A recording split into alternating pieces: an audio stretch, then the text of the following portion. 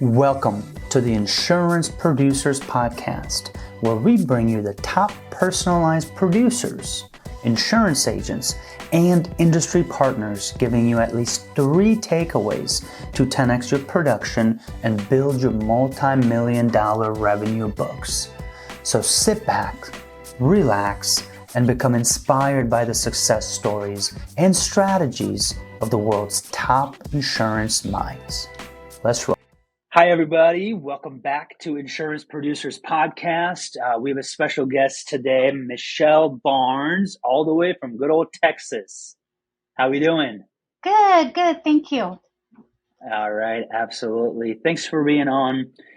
We've got a lot to cover today. Michelle, for people that don't know anything about Michelle or Grimes Insurance, do you want to just give us a little bit of background on you, where you come from, and then what you're doing on a daily basis right now?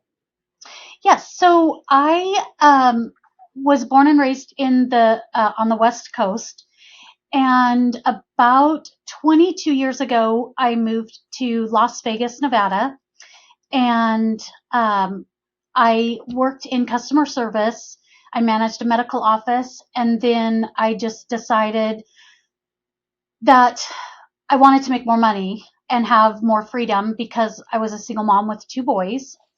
And so I went into real estate. And after doing real estate for a number of years, I just, in Las Vegas, with the economical times that, we're having, I don't care how much money you make, it's never enough. So I just, I had reached the goals that I wanted. My goal when I became a real estate agent in Las Vegas was you can only be a top producer your first year, rookie of the year, and so that was my goal, and I accomplished that, and then did insurance for several years after that, and then I just said, I want to live by family. Family's important. And my brother owns Grimes Insurance and has for several years. So I moved my boys and myself out to Lubbock, Texas, about a year and a half ago. And I started insurance. And I will tell you, I have my own auto insurance, but I've never looked at my policy. I don't know anything about it. And so, I have the customer service skills, I have the people skills, but I absolutely had no idea what insurance entailed. So I started, and I started tracking my numbers in, I think it was August of last year. So a year ago, last August. And I believe it was either September or October was my second month, and I sold over 100,000 in premiums. And Grimes has been here 75 years this year, and they have not ever had anybody reach that before. And so once that started, it just kind of was, I got to keep doing it. And I'm one of those people, I have to have a goal because I have to have that mindset of where you're going every day. So it just escalated from there. And so last month, I just celebrated my 12th month selling over 100,000 a month. Wow. That's incredible. Michelle, congratulations. Thank you. I think today's podcast is going to be geared towards 2 things. Not that you've said that. I think from a mind of a real estate agent, a lot of us want to get that referral from a real estate agent, a mortgage officer. So maybe on this podcast, I'll ask you some questions to, hey, put on your real estate hat. Like, what would you want in like an insurance agent who is going to send you to get insurance leads from a real estate agent or a mortgage officer? So you're almost like cheating because you know the codes, the cheat codes for the real estate side. You know what they want to hear. You know what the insurance side wants to hear. So you're perfect person for talking about real estate relationships and mortgage relationships. But I want to confirm. So you're in Texas now. You've been there for about a year and a half, and you're in the insurance world for about a year now. Obviously, very, very, very, very high level as far as 100,000 in premium in the state of Texas. And the state of Texas right now is a pretty tough state. I mean, it's not Florida or California by any means, but it's pretty tough to obviously write. You got to be very specific about where you're going and how you're basically marketing, and then where you're placing the business, because not a lot of carriers. So I guess let's go to that. What's that challenge like, and how can you kind of get through that challenge to be able to perform at the level you were doing a year ago? So it's very difficult now. And like I said, I don't have any prior experience other than, the little over a year that I've been doing it. But the insurance companies that I'm quoting with now, maybe 10% I quoted with a year ago. So a lot of companies have pulled out of Texas. We have a lot Mm-hmm. of wind or a lot of hail claims here. Mm-hmm. And so we've just had so many companies pull out. But the other big thing is like Travelers and Nationwide, they have come in and said, if we write their home, we have to write their auto. Yep. So one thing that I really love about Grimes is being a broker, we can do their home with one and auto with one. It does not Mm-hmm. necessarily mean, you know, I can get them a cheaper rate if I do their home with, company A and their auto with company B. Mm-hmm. It still is going to be cheaper than if we do the bundle with the same Yep. company. So that, and explaining that to clients has been challenging because all they say is, I want the bundle discount. I want the bundle discount. And I'll say, okay, well, here's scenario A with company A. Here's your home and your auto. But if we go Mm-hmm. over here and we do your home with B and your auto with C, add those two together, it's cheaper than this bundle rate that you want. So it is Right. a lot of educating clients. So that is kind of the first hurdle. But then just the companies are so different than, like I said, Mm-hmm. maybe a few of them I quote now that I did back then. Um, and like I said, just due to the health claims and those kinds of things. The other things are they have, uh, the underwriters have really cracked down. So Mm-hmm. 2 or more losses in 5 years Right. can't write Right. you. Yep. And if you have a non-weather related water claim, Mm-hmm. it stays with the home and it goes with the seller. Yeah. So if you're living in a home and you file frivolous claim, your home may not Yeah. be marketable. Yeah. So what are you, so you're educating clients about these things, right? I mean, almost if you can't write them right now, hey, listen, like, here's what's going on. You have two claims, state of Texas, it's tough. Can we reach back out to you next year? Things like that, that obviously. So in a tough market like this, Michelle, are you making more calls? Are you more intentional with the calls you make?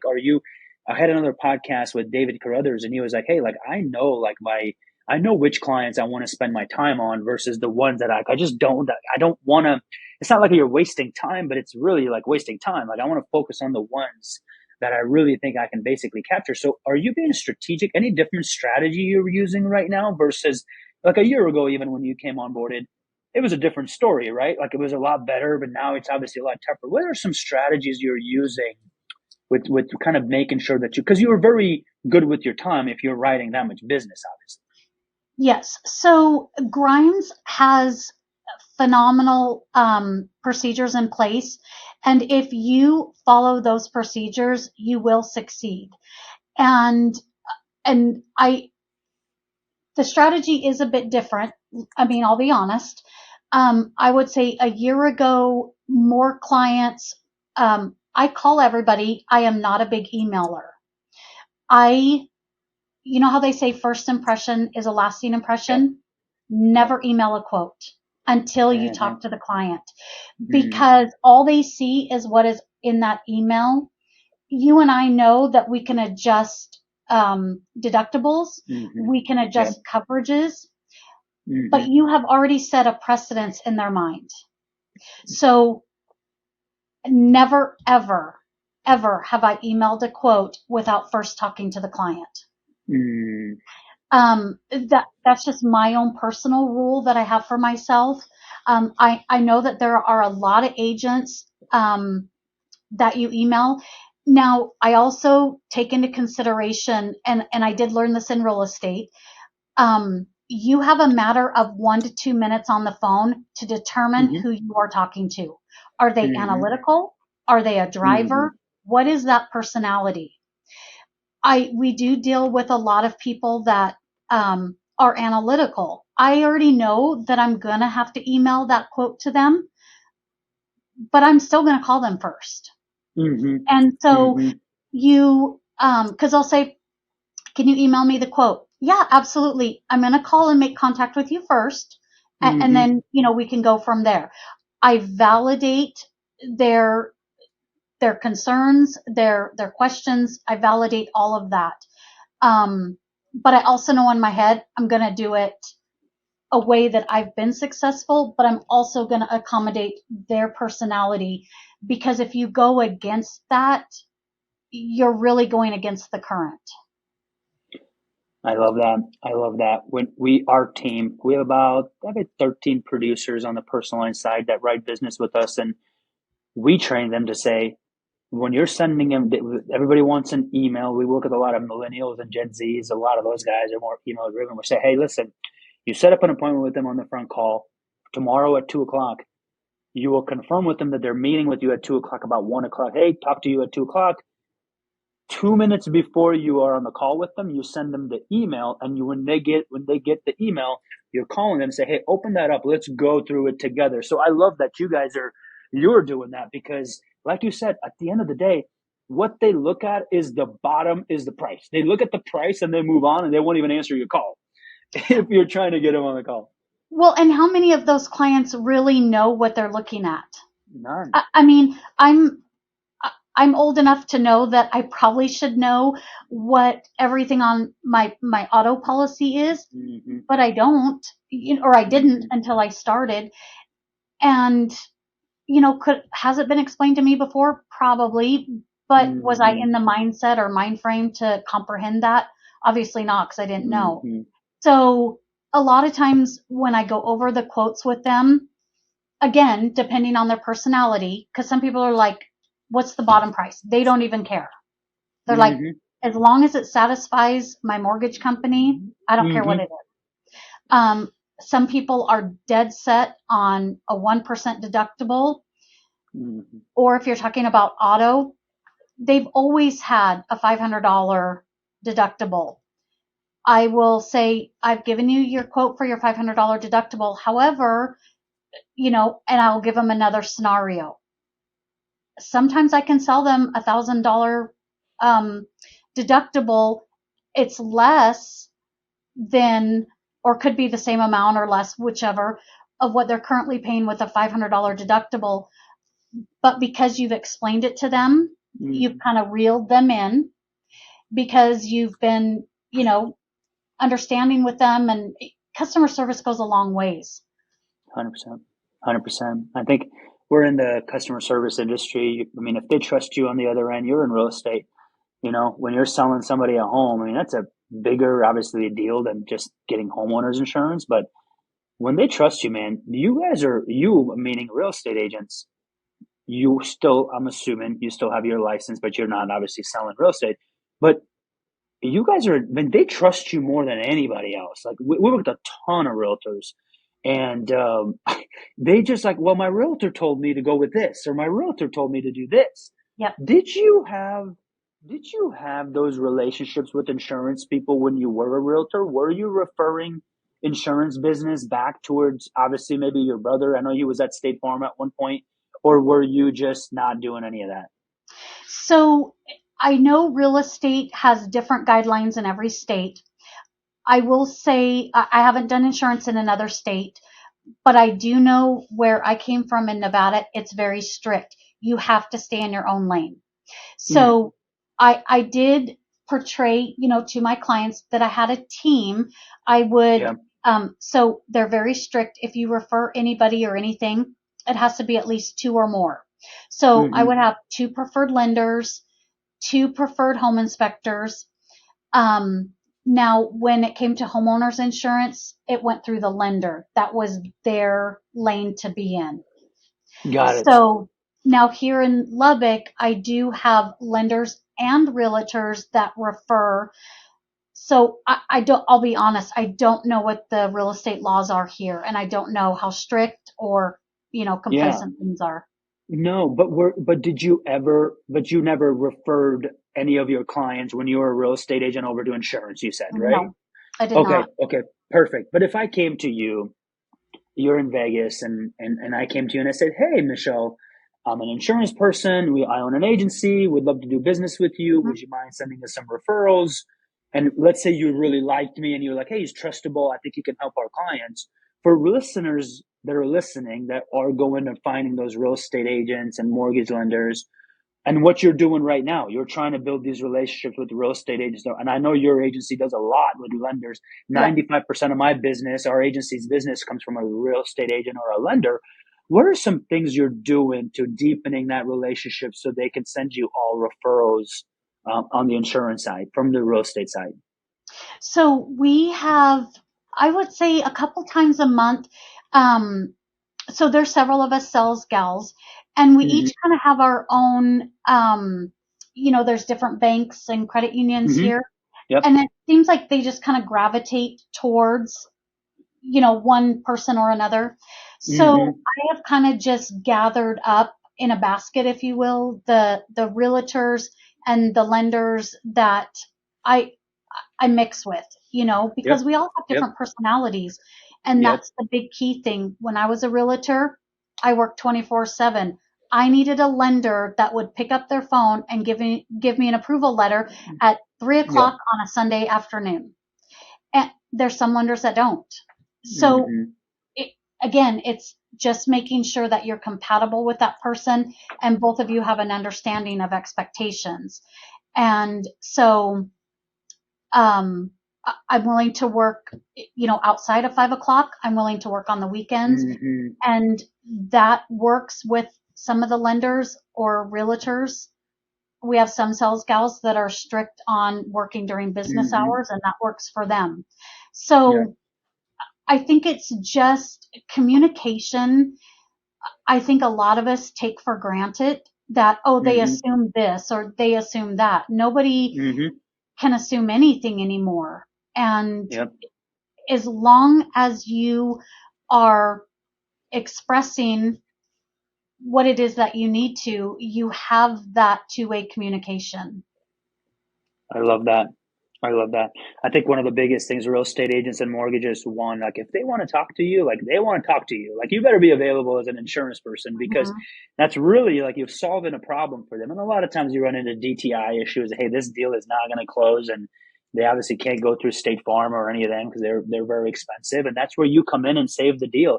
And saving those deals, man, that's where you build that relationship. They start building trust with you, and you start doing little things for them, and they start sending you referrals.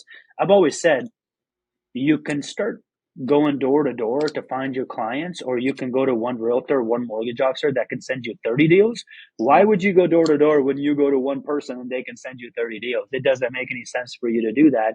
I think that's pretty important if you're working with mortgage and real estate people. So my question to you is then on the insurance side, Michelle, what's your day to day look like? And on a ballpark, how many phone calls do you think you make to get to the 100,000 in premium a month if you're tracking that? So our numbers are tracked. Everything is tracked. The number of outbound calls I make, the number of inbound calls that I take. Mm-hmm. Um, on average, now remember, I make a lot of calls on my cell phone, Mm-hmm. and that's not tracked. Um, but on our work line, my outbound calls is a little bit over 100 Monday through Friday. So A about day in a week. in a week. Yeah, that's what. Okay, Hmm. I Yep. was like a day, and that's on the landline. That's just on the That's landline. and that's not tracking. Obviously, you went to lunch or coffee, or you're driving and after hours. So Right. add an extra 20 to 25, something Hmm. like that, about 125 a day. Now, guys, remember, she's not making what I'm assuming. Maybe I'm assuming wrong. You're not cold calling random people trying to get referral leads. Like this is a completely different. if you don't know Grimes Agency is very real estate and mortgage referral driven. So like, she's not going to be making a bunch of cold calls to random people trying to get it. Am I correct on that, right, Michelle? Correct. So Perfect. Ryan does very well with marketing. Mm-hmm. And again, I think being here for 75 years in a smaller town, Mm-hmm. we have a lot of obviously lenders and Mm-hmm. realtors we get a lot of business from. Word Yep. of mouth is huge. Yep. Um, all of those things take into consideration. But Yeah. yes, I'm not knocking on doors and I'm not cold calling. Yep. So, but a lot of it is referrals as well. I'll work with one person. I just finished up with one client and Uh-huh. she referred her sister-in-law and then her sister-in-law referred her mother. So like, you know what I mean? You end up and Uh-huh. you deal with Yeah. everyone in a neighborhood or everyone in a family. Yeah. I love that. So Michelle, what's your wording like to get that extra referral from the sister-in-law? Is there something that you practice at the end of the call? I remember at State Farm, like they trained us, like after right at the end, like you walk away, you put this piece of paper, say, "Can you write me 5 names?" I hated that, but I hope that's not what you're doing because then I'll be like, no. "Hey, that's what I do, and it works." For some people, it works. Like it is what it is, right? But like that's not who I am. That's not who our office is. We don't do that. No. What are you doing to gain some of those referrals from the sister-in-law and then sister-in-law referring? What's that word track or what are you doing?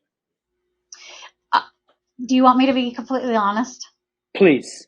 I've never asked for a referral. And that's cool. Okay. And I don't want to sound egotistical or arrogant. Mm-hmm. I don't know, and I truly don't know what it is that I have that somebody else doesn't. And I'm Mm-hmm. being very humble. I don't. All I know is I'm genuine. I I'm empathetic. Mm-hmm. Um, but I also hold my ground. Mm-hmm. I've been a single mom. I've got two, I have Mm-hmm. one son that graduated last year. I have another son in junior high. And and I'm not a control, Mm-hmm. fanatic, but if I don't have control of my own life, I Mm-hmm. cannot control anything outside of that. And I think it's really important that we have a, a dynamic that we can relate with, you Mm-hmm. know, work around because like I said, if you can't control what's in your little circle, you're not going to be able to help anybody else. And so being relatable to people, and there is a lot of times clients will talk and talk and talk. It doesn't mean really a hill of beans to me. Let's be honest. I mean, sometimes we get off the phone and we're like, wow, I could have probably went 10 years and not, I didn't need to know that. But it was important to them. And so you validate and sure, and you let them talk. Mm-hmm. And uh, again, I don't know, I don't have magic sauce for what that is. I just know people love to be validated and accepted, and that's what I try to do. I try to get on Yeah. their level. I think I don't know if it's your voice, your presence, your just like I think you're just very welcoming, warm, and just like, hey, like I can be honest with you. I can tell you my life story. And I think when people trust you, they just refer you. I think you're just being genuine and happy and not being so salesy. Like I could tell you're not one of those people that are like you must close this deal for you to like put food on Yeah, the table.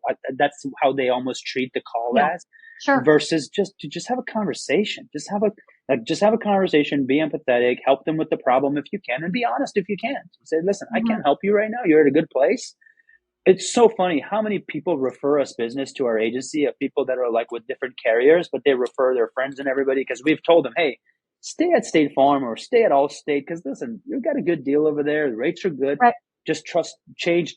When the change comes, when rates go up, call us. But like we get referrals all the time, and they call us, and I'm sure you get this all the time. They call our office all the time to our service people, and they ask like questions about their carriers that like State Farm, like, hey, I got this issue I want to run by you guys. They're like, we don't even insure you. And I think I know exactly what the people need to hear is that like, you just got to be a genuine good, just talk to them.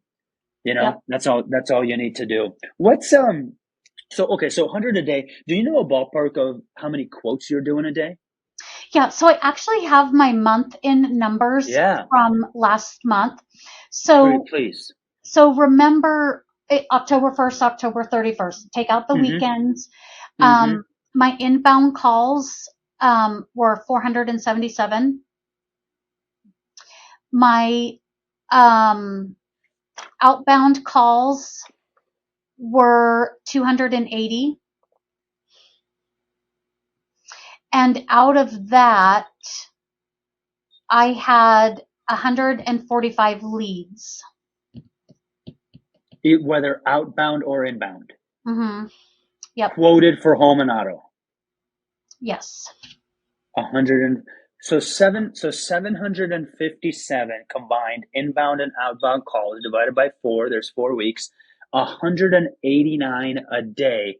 So 189 a week divided by 5. So about 40 calls is what you're dealing on a daily basis, whether it's inbound, outbound.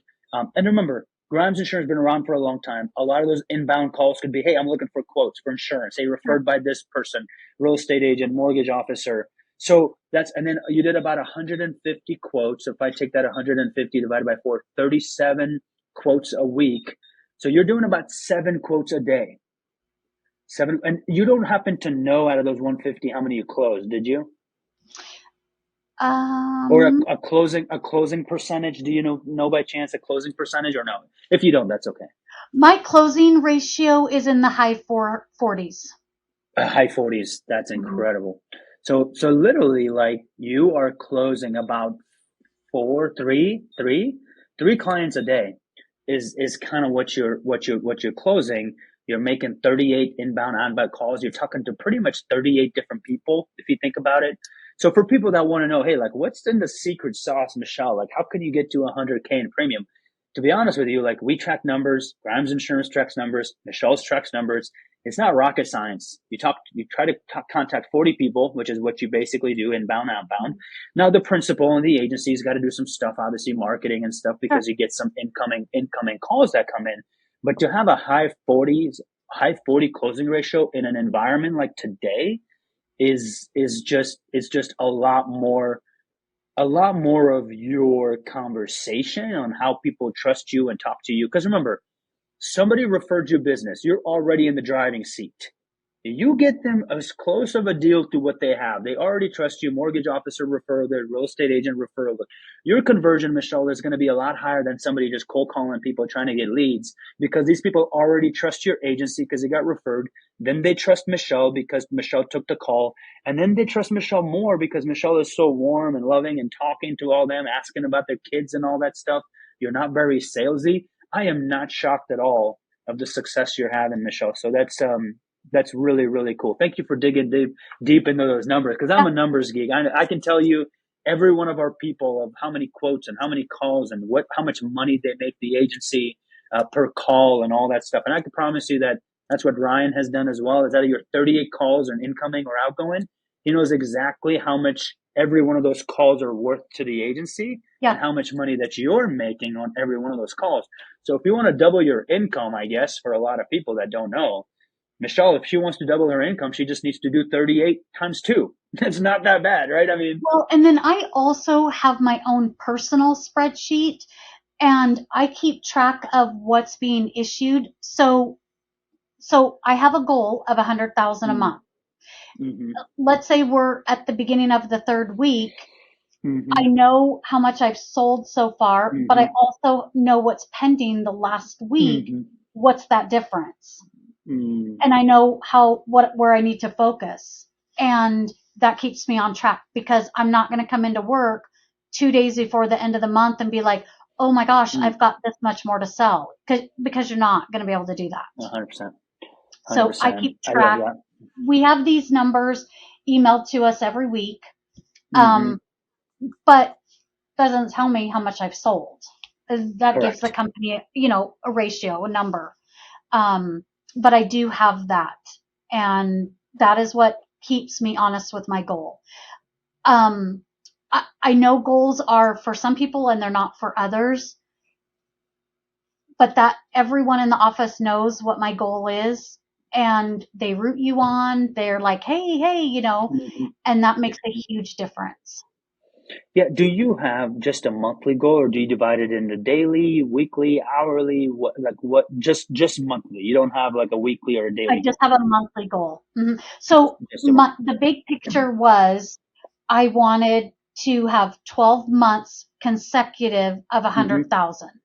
Mm-hmm. Well, so what does that mean? That means every month I have to have Mm-hmm. 100,000.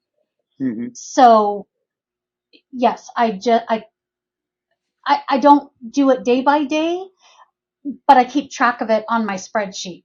Okay. So I know where I'm Okay. at all times. So if you ask me right now, how much more do I have to sell by the end of the month? I'll be able to tell you. Yeah. Um, so I have that, but yes, my goal was at the end of the month to have that 100,000 and then to be able to say, I've done 12 months consecutively selling over 100,000 a month. That is awesome. That is awesome. Michelle, for producers that maybe are at 50 or 40 for the month instead of 100, do you have any advice, like one or two things that they could potentially do to kind of elevate themselves to the next level? Maybe it's as small as like, hey, your mindset of when you come in, what time are your productive times where you're making those calls? Or are you just always a machine? Just like you can kind of you can be on, I can't be on at all times. Like I know like my peak time is from 9 to 12. So I know I need to do my podcast and stuff. I know right now it's about 1:39. I know I put a lot of my stuff in the morning because in the afternoon I just have so much going on. Do you Mm-hmm. have any of that you keep track of? Well, I will tell you, and everybody in this entire office knows I am not a morning person. Mm, But in all honesty, I, I have to put that aside because you know, my employment says I have to be here at 8 o'clock mm-hmm, and I leave at mm-hmm. 5 o'clock. So I come in half asleep. So I'm not super productive in the morning. I'll be Okay. honest. Um, so I'm forced to work. So Mm-hmm, you have to just go with the flow. But I know when I come into the office and I'm in this environment, then you, you're mm, working. You really mm-hmm, have no choice. I do not get on my cell phone. mm, Now my cell phone does sit next to me because I do have clients that call, but I keep my mm-hmm, ringer off because if it mm-hmm, rings, silently, it'll light up and that will catch my mm-hmm, attention. But I do not get on social media. I do not have anything on my computer that is going to distract me. mm. It is just strictly work. I'm a news junkie. I love to track the news, the politics. I'm all into that, but I have to do that at home after work That's because I awesome. will get sidetracked during the. Yeah, of course. It's easy to get into like a TikTok or Instagram, whatever these guys do these days, and get side. You have 20 Oh, minutes went by, and those 20 minutes could make you a lot of money if you focused on the right things. So, what does that environment look like for a lot of people that don't understand Grimes Insurance? How many producers? Is there competition between the agents? Like, what's that dynamic look like culture wise? so there are. When I started a little over a year ago, there were three producers, and then I was the fourth. Mm, And one of them has went into a different department, but we've also hired another one, so mm, we still are at four. um the producers and I genuinely love everybody that I work with, mm-hmm, because you have to have a work relationship with those mm-hmm, people. Doesn't mean I'm going to go and hang out with them after work, but I mm-hmm, respect the fact that they're here and they're my mm-hmm, coworker and we do business mm-hmm, together. Um, but with that being said, it was a little challenging to come in because Ryan is my brother. And mm-hmm, so that kind of played a little bit into it. But I think I earned the respect as months went Mm-hmm. on that he obviously does not favor me. I am a Yep. coworker. I am an employee. Um, and so I think that respect had to be earned. It was not immediately given to me. It had to be Mm-hmm. earned. And with that, nobody had sold over 100,000 before I got here. Mm-hmm. So after a couple months of doing that, there's obstacles. We're all women in an office. Let's be honest. Mm-hmm. Mm-hmm. Um, but me doing that, I never was like, haha, look what I got. I want everybody to sell to their capacity because Mm-hmm. it's a win-win for everybody. Mm-hmm. If Grimes has everybody succeeding, you're happy, we're profitable, Mm-hmm. we're a team, and it's good for everybody all around. And so, um, one of our agents is newer, but the other two have since hit 100,000 a couple different times. Cool. And so I I will not sit here and say I did that for them. I didn't. They did it on their own. But if you're an outsider looking in, one could say, "Hey, she came in and she showed us we can do it." And collectively, we all work together. That's awesome. That's awesome. So I'm I super think proud it's of them nice. for. Yeah, I think it's very important for people. Like we have a person, Tara. I think you and Tara would honestly gel really well. She's on track. I think our President's Club, like inside of our producers, is about 1.5 million for the year, and she's tracking for it. She's pretty close to you, and she's tracking for 1.5 million, and she's just like she's trying to hit the 1.5 million for the year.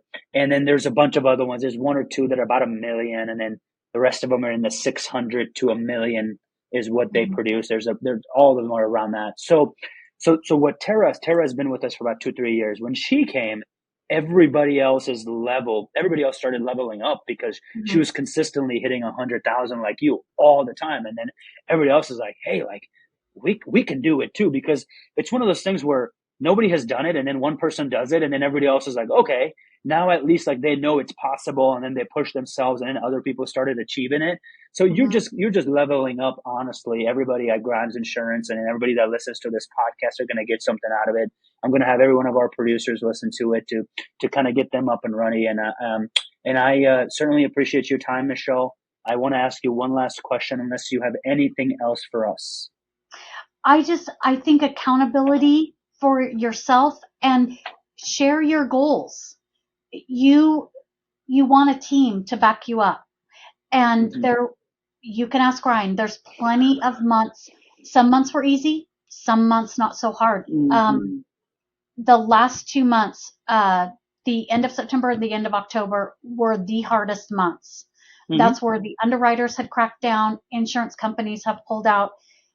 And I want to say it was in October. And I'm like, 1 month, this was my month to be 12 months Mm-hmm. straight. And I called Ryan, and I'm not kidding, I was in tears. And I Mm-hmm. said, I'm not going to make it. It's a Tuesday. The end of the month is Friday. That's the last day. I said, I have 17,000 to sell. I said, Mm-hmm. I'm not going to make it. He did not coddle me. He did not. He said, then I suggest you get off the phone and get to work. And Sounds like don't Ryan. nobody take offense to that. Yeah. You We're in Yes. sales. You have to know people are going to say things to you, Mm. but you are in control of your emotions. You are in control of how you choose to react. Mm-hmm. I love And that. I chose to take that as constructive criticism to get off the phone and get to work. And that's what I did. And I did it. That is awesome. Michelle, what's this podcast used to be called Win the Day, and I'm curious on if there was one thing that you would do every day and you would consider your day one when you're at night laying on the pillow and you're like, hey, I did that one thing. If it was just one thing, every day that you would do that your day would be successful, what do you think that one thing would be? Oh gosh. Follow through on whatever I have promised somebody that day. Love that. That is a great answer. Michelle, thank you so much. There's so many good nuggets from this podcast that so many agents are going to get and implement. And I certainly appreciate your time, Michelle. Thanks for being Sure. on. And this probably won't be the last time you'll be on because there was so much good information you could share. Thank you. I appreciate it.